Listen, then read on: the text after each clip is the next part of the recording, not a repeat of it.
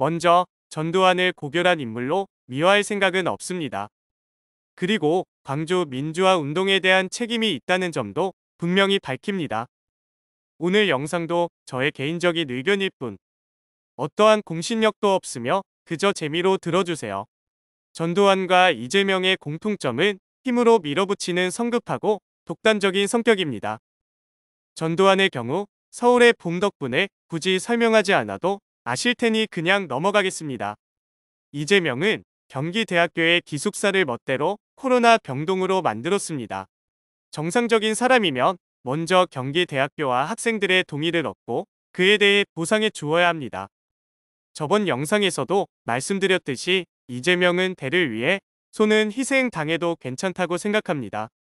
이재명은 자신의 권한을 최대한 활용해 스스로를 부각시킬 수 있는 방식으로 문제를 해결하려고 합니다. 이재명과 전두환의 다른 점이 있다면 그건 분수를 안다는 겁니다.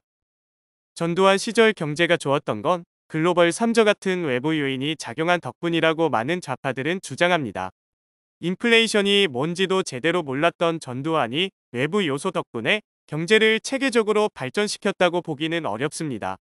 전두환은 경제는 자신의 영역이 아니다라는 걸 알고 경제 전문가인 김재익에게 경제를 맡겼습니다.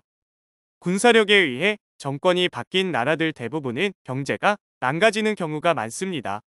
괜히 전공이라는 말이 있겠습니까? 평생 총만 잡던 사람이 갑자기 경제를 맡는다는 건 나라를 말아먹겠다는 소리나 다름없습니다. 성욕이나 식욕만큼 권력욕도 인간에게는 매우 강한 본능입니다. 역사적으로 권력을 차지하기 위해 부모와 자식, 형제끼리도 서로 죽였습니다. 신입에게 권력을 넘긴다는 건 기존에 나를 따르던 사람들과 마찰을 일으켜 자신의 권력이 흔들릴 수도 있는 위험한 선택입니다. 전두환은 자신과 측근들이 경제에 대해 잘 모른다는 걸 인정했고 분수를 알았기에 경제 전문가에게 권한을 맡겼습니다. 그리고 바로 그 선택 덕분에 한국 경제는 크게 성장할 수 있었죠. 반대로 이재명은 자신의 분수를 모르고 있습니다. 청년 배당, 무상 교복, 그리고 지금의 민생 쿠폰까지 이재명이 내세우는 성과는 대부분 세금으로 퍼주는 정책들입니다. 분명 반론도 나올 겁니다. 국민을 위한 정책이 왜 문제냐? 이렇게 말하면서요. 크게 문제될 건 없습니다. 단, 돈 버는 기업들만 건드리지 않는다면요.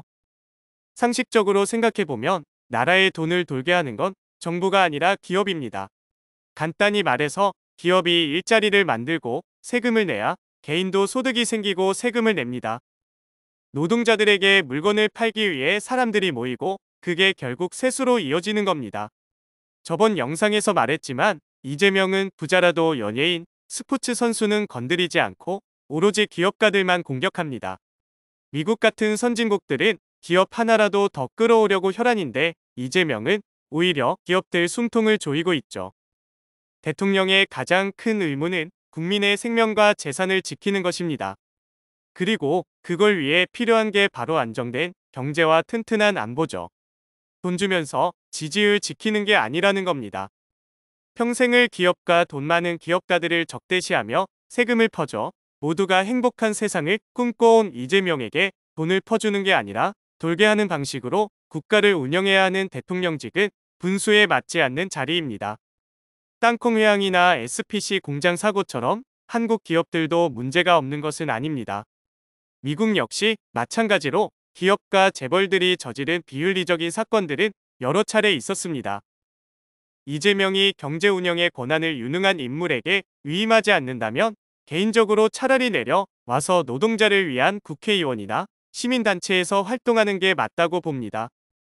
한국의 기업도 임금 체불 등의 문제가 있으니 이를 해결하기 위한 존재로서 말이죠. 하지만 노란 봉투법, 법인세 인상을 포함하여 이재명은 자신의 지지자와 지금까지의 활동 때문에 기업을 압박하기 시작했고 이제 정말로 셋의 나라에게 배급받으면서 살게 될지도 모릅니다.